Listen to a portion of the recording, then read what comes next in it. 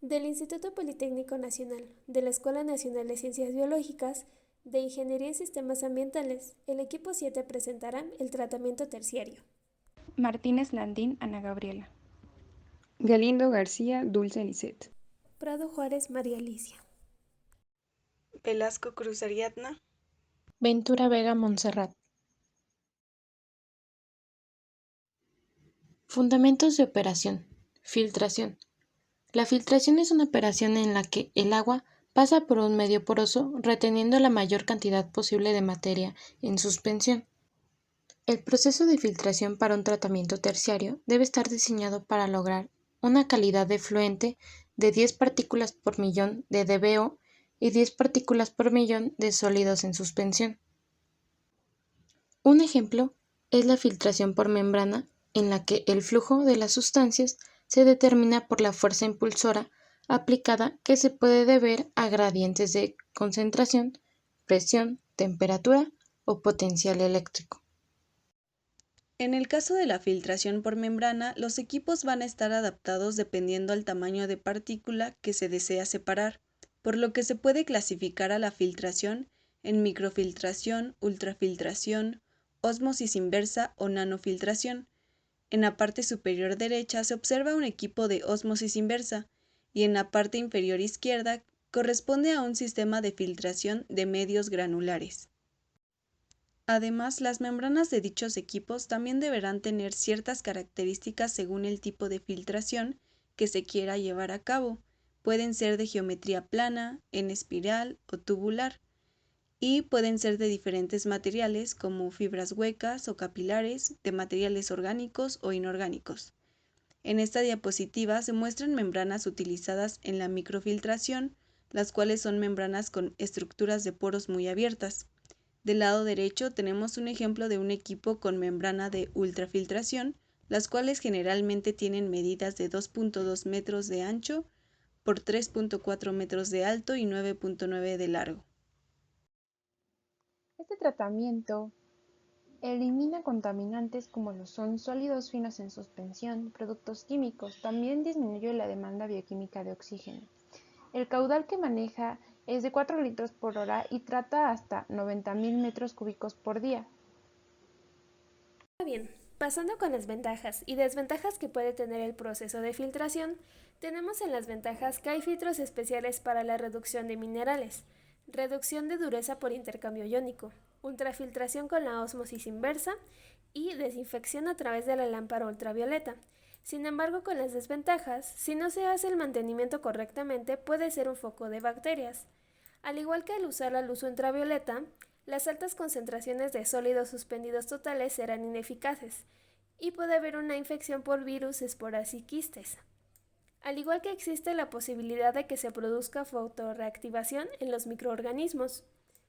Igual si se usa un lecho filtrante de medio único no estratificado, las principales desventajas se verán con el tamaño uniforme de partícula, las elevadas velocidades necesarias para fluidizar el lecho filtrante y el coste de las instalaciones de lavado.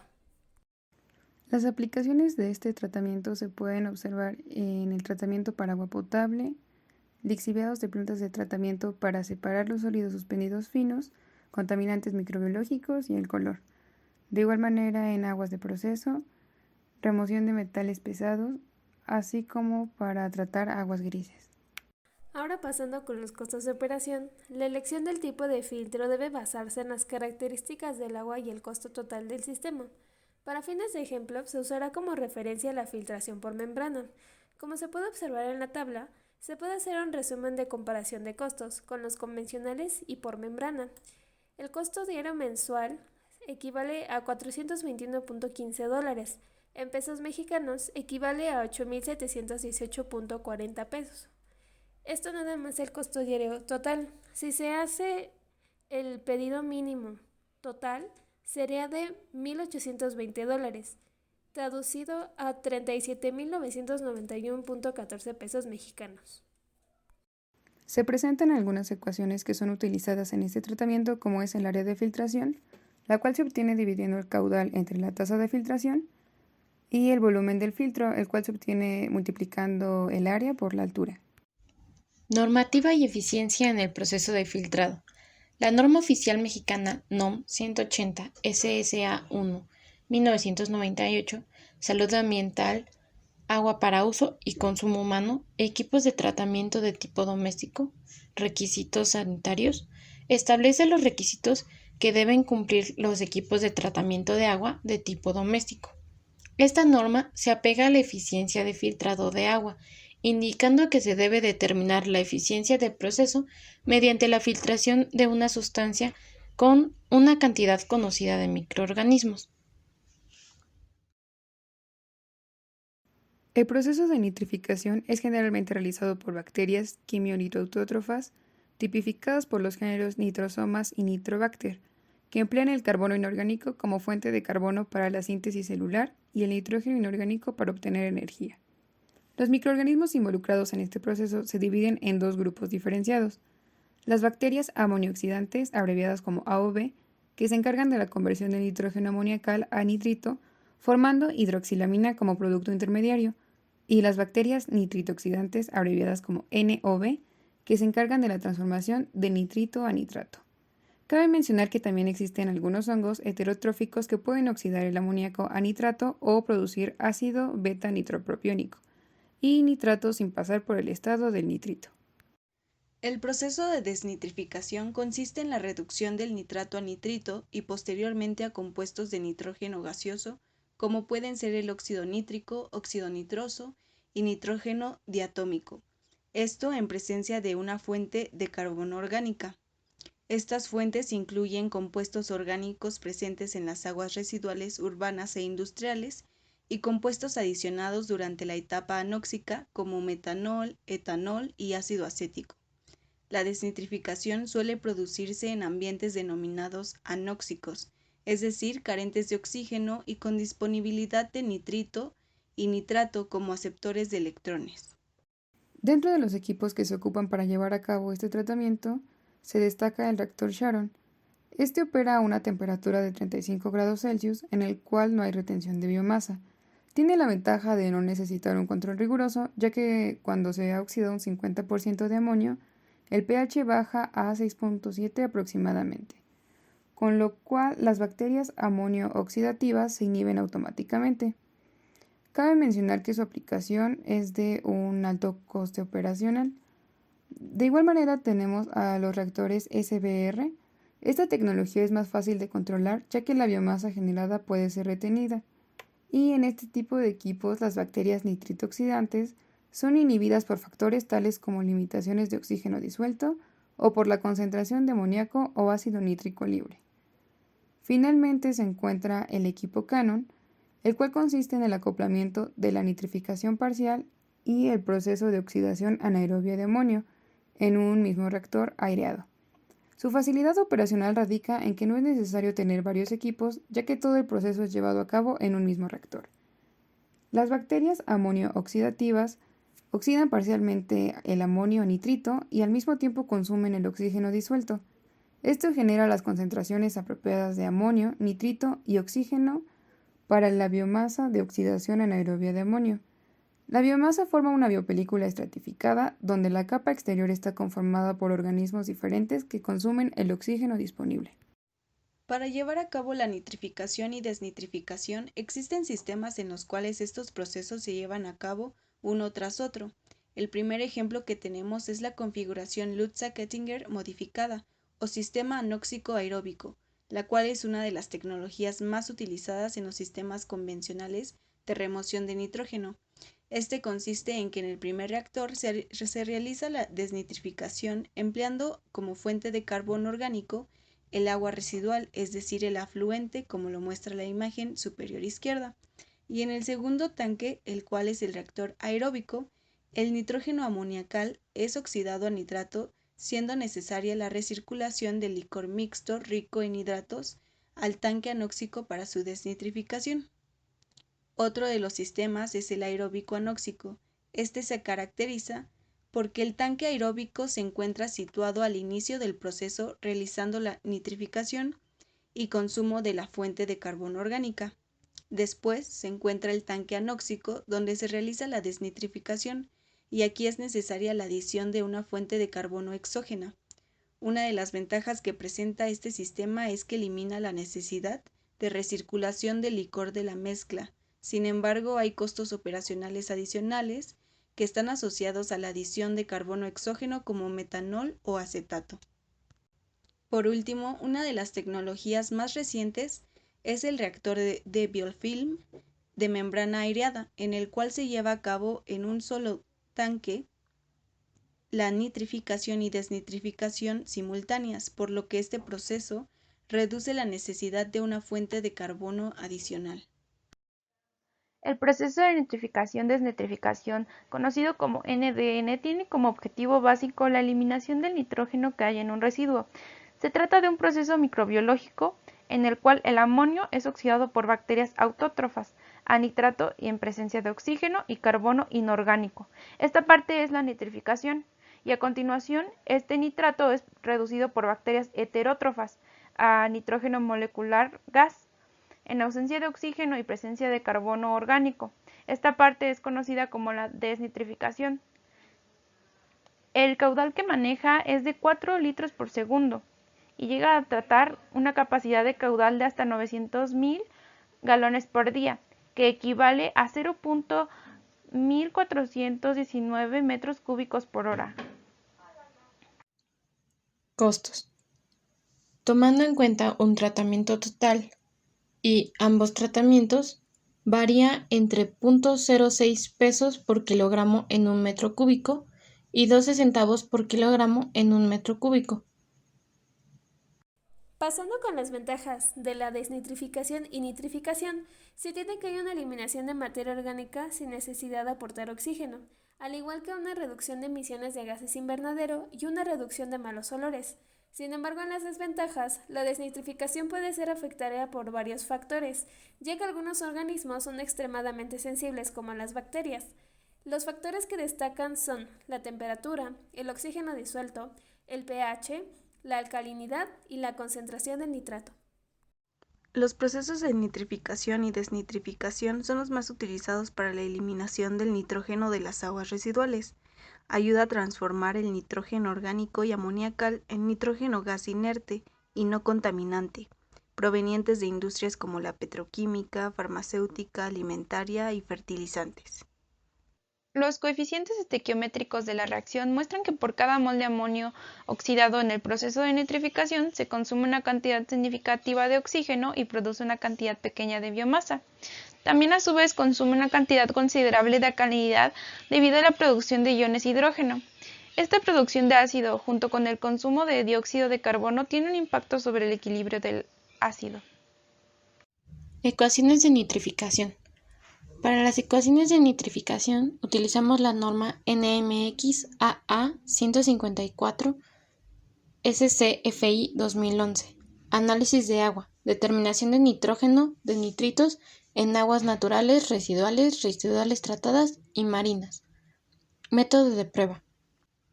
Para calcular la concentración de masa de gamma de dióxido de nitrógeno expresada en miligramos sobre litros de dióxido de nitrógeno, se utiliza la siguiente ecuación, donde B es la pendiente, A es la ordenada al origen, A de lambda es la absorbancia de dióxido de nitrógeno a la longitud de onda de lambda, gamma de dióxido de nitrógeno es la concentración de masa de dióxido de nitrógeno expresada en miligramos sobre litro de dióxido de nitrógeno. El resultado obtenido de la ecuación refiere a miligramos sobre litros de dióxido de nitrógeno y la norma requiere reportar en nitrógeno de nitrito como N. Por lo tanto, se debe utilizar la siguiente ecuación para efectuar la conversión, donde lambda de dióxido de nitrógeno N es la concentración de masa de nitrógeno de nitritos como N en miligramos sobre litro. Gamma de dióxido de nitrógeno es la concentración de masa de nitritos en miligramos. N de AR es igual a 14, que es la masa atómica del nitrógeno, y AR de dióxido de nitrógeno es igual a 46, que es la masa molecular de nitritos. Según la EPA, la carga unitaria de nitrógeno por habitante y día puede oscilar entre 13 y 15 gramos de nitrógeno por habitante por día, y en cuanto a las aguas residuales tratadas, su contenido de nitrógeno depende del tipo de tratamiento al que se hayan sometido. El tratamiento más extendido para la eliminación de nitrógeno es el tratamiento biológico de fangos activados con nitrificación-desnitrificación, que da lugar a efluentes con una calidad de entre 2 y 10 miligramos de nitrógeno por litro. Al igual que la norma mexicana AA 026 SCFI 2010, que es el análisis de agua y medición del nitrógeno total en aguas residuales o en aguas residuales tratadas y con un método de prueba, y la aplicación de la norma 001 Semarnat, que va a establecer los límites máximos permisibles de contaminantes, en donde en la tabla número 2 se mencionan los límites máximos permisibles para el nitrógeno. La degradación de compuestos orgánicos con ozono se debe principalmente a su potencial redox por el cambio del pH, el cual permite reaccionar con compuestos oxidándolos hasta su mineralización. La oxidación y reducción se caracteriza por la transferencia de electrones de una especie a otra. Esta transferencia se da principalmente al valor del potencial redox estándar. El ozono se transforma solo en oxígeno y en agua cuando reacciona directamente con materia orgánica. Sin embargo, cuando no es el oxidante con el mayor potencial redox, debido a su naturaleza, el ozono al reaccionar con agua genera subproductos oxidantes. El mejor oxidante secundario, formado por la descomposición del ozono en agua, es el radical hidroxilo, lo que le da una ventaja sobre la degradación de contaminantes. Para las características técnicas de los equipos que se ocupan para llevar a cabo el tratamiento, está el tratamiento de oxidación avanzada, en donde se incluye la ozonización, en donde combina el peróxido de hidrógeno o agua oxigenada, la irradiación con ultravioleta y la irradiación ultravioleta con ozono, al igual que la irradiación ultravioleta con agua oxigenada. La oxidación se encarga de eliminar componentes orgánicos e inorgánicos, como aceites y grasas, fenoles, hidrocarburos aromáticos o componentes inorgánicos como cianuro, sulfuro, nitrito, amonio, cromo y complejos metálicos, los cuales se van a reducir. En las imágenes que se colocan se muestra la proporción de contaminantes que se eliminan usando ozono o utilizando procesos de oxidación avanzada.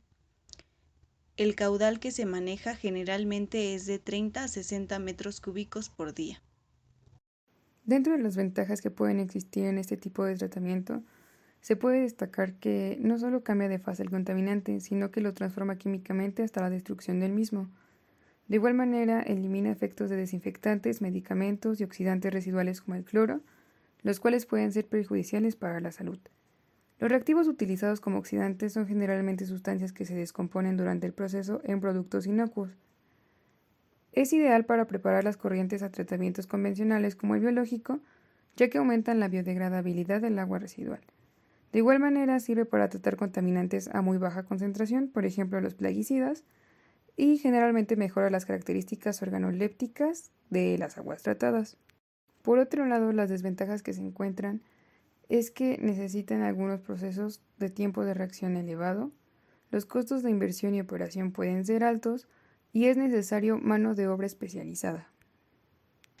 Se aplican en tratamientos terciarios ya que eliminan compuestos difícilmente biodegradables e incluso disminuyen la contaminación microbiológica. Tienen la capacidad de oxidar una gran variedad de contaminantes, pudiendo llegar a la mineralización si el proceso se prolonga lo suficiente, o quedándose en estados de oxidación intermedios que permitan un acoplamiento con otros métodos de depuración, como pueden ser los procesos biológicos. Los costos para la oxidación son algo elevados, ya que van desde el $0.19 a $1.69 por cada metro cúbico. Esto traducido en pesos mexicanos son 35 pesos. Las gráficas y ecuaciones se sacaron mediante un trabajo de la aplicación de procesos de oxidación avanzada como tratamiento del fenol en aguas residuales industriales de refinería. Como se observa en la gráfica, Se observa el comportamiento de la influencia del peróxido de hidrógeno contra el tiempo, en donde el pH será de 9, y como se observa, este peróxido tiene un comportamiento totalmente diferente a un caso de tratamiento con solo ozono medio básico, en donde se pierde la linealidad de la degradación del compuesto orgánico.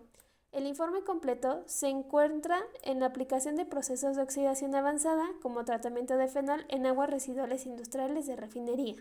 Como se observa en la diapositiva anterior, se deja el enlace para poder checar ese trabajo.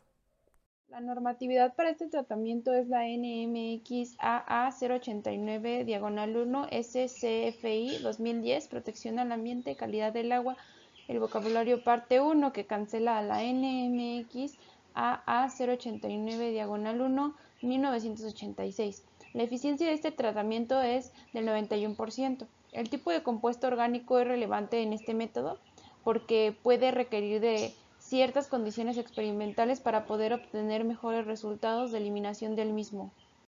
Aquí están nuestras referencias usadas. Muchas gracias por su atención.